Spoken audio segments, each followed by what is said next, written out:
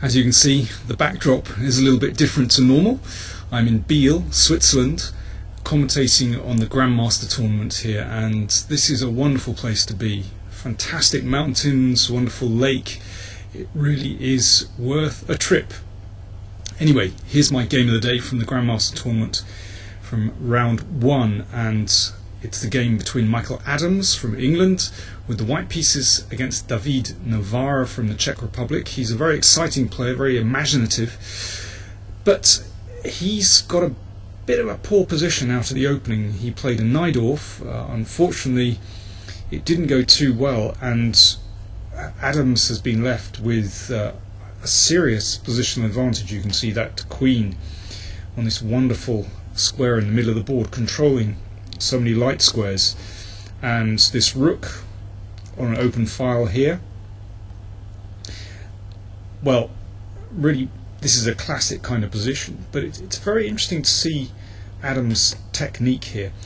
I would have thought bishop f1 would be a normal move here to target the b5 pawn, but clearly he was concerned about this endgame. Of course, white is always better here, but well, he chose not to go down that route. Instead he played rook a8, which at first glance looks a little bit strange when the rook controls the open file, and I don't think I'd have wanted to exchange that active rook off. But Adams has been playing these kind of technical positions since he was about 6.5 years old, and he does them brilliantly, and it turns out this was a very simple and very effective way to play the position. So the rooks have to come off, and the king moves up to g7,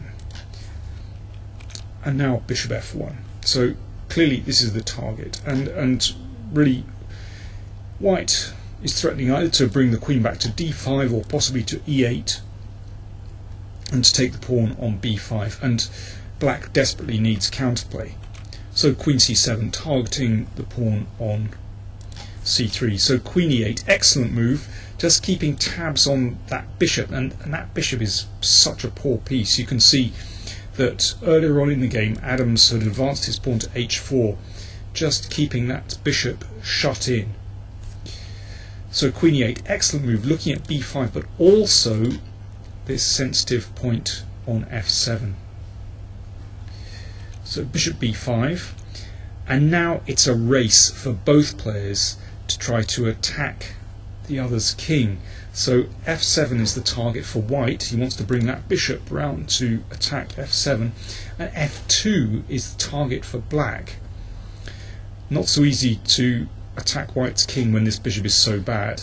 So let's see how things work out. So bishop c6, excellent move. Now if queen takes pawn, you can see that bishop d5 breaks through to the f7 square, and there's no way for the black queen to come back to protect, because that wonderful bishop covers the b7 square. White just wins that. So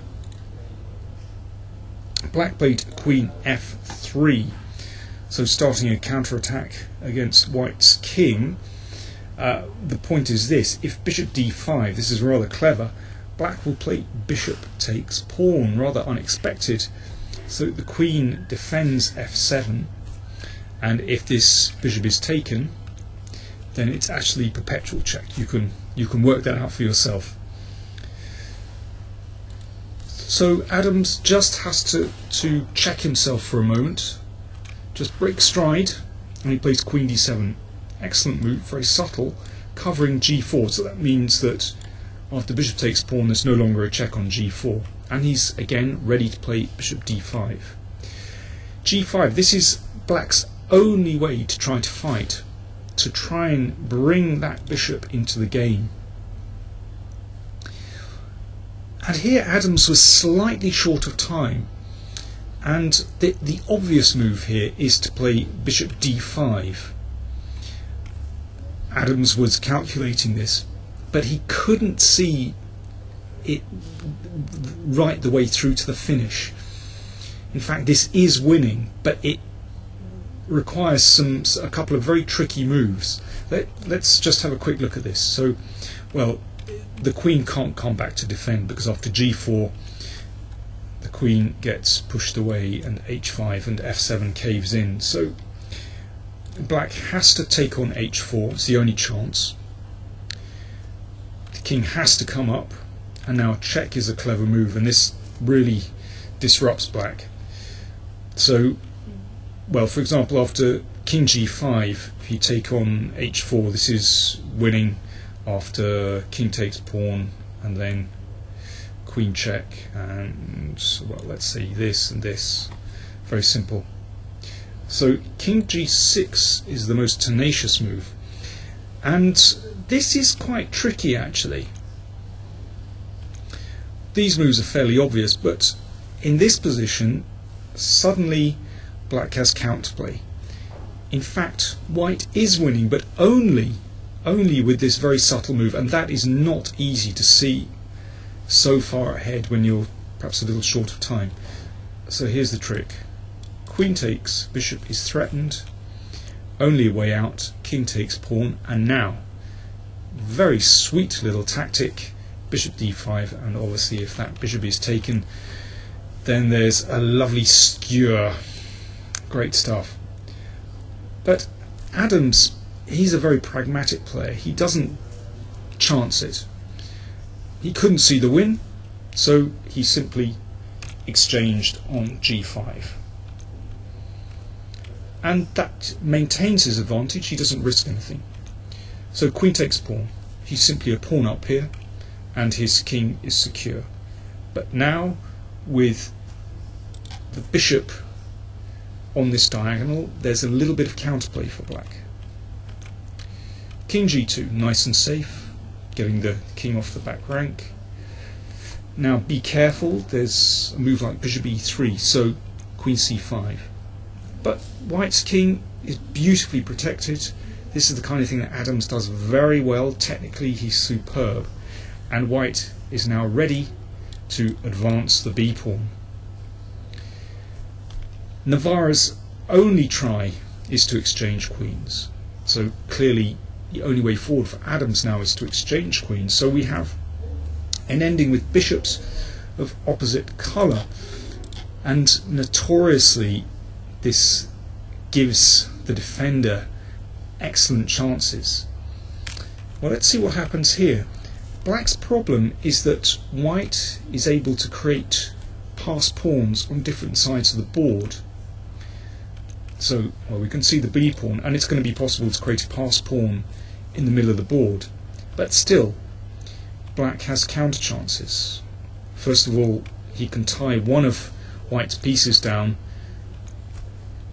by advancing his d pawn. Well, Adams has chosen to bring the bishop back. That's correct, because the bishop can still actually operate very effectively, and that means he can activate his king. Navara defends well. f6. So pawns are exchanged. Well, you could try e6, but the problem is f5 is a very good move, and then the king comes forward and can take that pawn. That's a fairly easy draw. So Adams exchanged and brings his king up. h5 from Navara. This is an excellent move. The idea is to make the g3 pawn a target, so this bishop can cut down to f2 if the white king wanders off. So, for example, king e4, then bishop f2, and the bishop has time to take on g3. So, instead, king e2 wants to grab this pawn, and that'll give white some more freedom for his bishop. Bishop d6. Now we see what black's defensive idea is. If king takes pawn, then h4, very good move. And now, if pawn takes pawn, then bishop takes pawn, check. And this is a draw, because black can always sacrifice his bishop for this pawn, and then the king stays in the corner, and you can see this is, the bishop is the wrong colour to force the pawn home, and that's just a theoretical draw. So this is the basis of black's defence. So Adams tries a bit of shuffling. He's very good at this, I can tell you. He's excellent in these technical positions. So bishop c7, black waits for the time being. So, well, still king takes pawn and h4 is a draw by the same method. So bishop d1, looking at that pawn on h5. And here Navara rushes it. I think, there were various ways for him to try to make a draw, but this is the moment where he really blows it. He played h4. He could have just waited with king g6, and it looks like this is sufficient to draw the game. For example, if king e4, well, this is a little bit tricky, but actually black can just wait with his king. And if the king advances, again, this will be a draw by the same method as before. And if king f5, well, again, black just waits, and black is just in time to bring his king back here.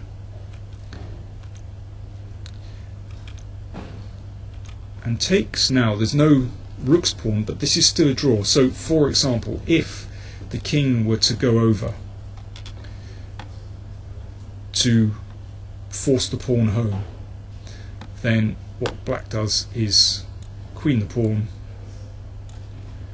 and then the king comes up and you take this pawn, and obviously the bishop sacrifices itself for the b pawn, and that's a draw. So that's white's problem. So king g6 was still drawing, but Navara rushed it. He played h4. He thought this was a draw. Well, let's see what happens. Pawn takes pawn. King f5. So if he can eliminate the f pawn, then he's going to be drawing. But let's see what happens. Check. And now he must have overlooked this move, king e4. And this is now winning. So, for example, if bishop takes pawn, then you can give a check, forcing the king up the board, and now the pawn rushes on, and this is a win for white. So Navara took on h4. Bishop d1. This is a very clever move. So this controls black's king just for a moment, and it can't come back. All these squares are covered. Now there's a few more subtleties that white has to find here. Mickey does this really well. So still the king is controlled, trying to find its way back into play. King e6, and now here's a good moment. Well, if king g5, this is Zugzwang, this position actually. Black can't hold this defensive position. So, for example, if king here, then the pawn advances, and white is going to win this one. So king e4, and now white can't rush it. If f6, then this gets taken, and the king will manage to catch that last pawn. But instead, bishop c2 is a careful move. And now I really like this move, king d7, and I love the symmetry of this position actually. And black's bishop has to choose one of these diagonals. Unfortunately, it can't maintain its position, so black loses, and now the pawn advances. And here Navara resigned. If, for example, king b4, then here b6, well, one of these pawns is going to go through. Very nice technique from Adams. He only really made one mistake, and that's not finding this move, bishop d5. The position was still tricky enough to force a win. Navara, I'm afraid, didn't find the defence. I'm commentating live on Biel this week, so do join me on playchess.com if you're interested, and I'll be presenting more game of the days in over the next few rounds.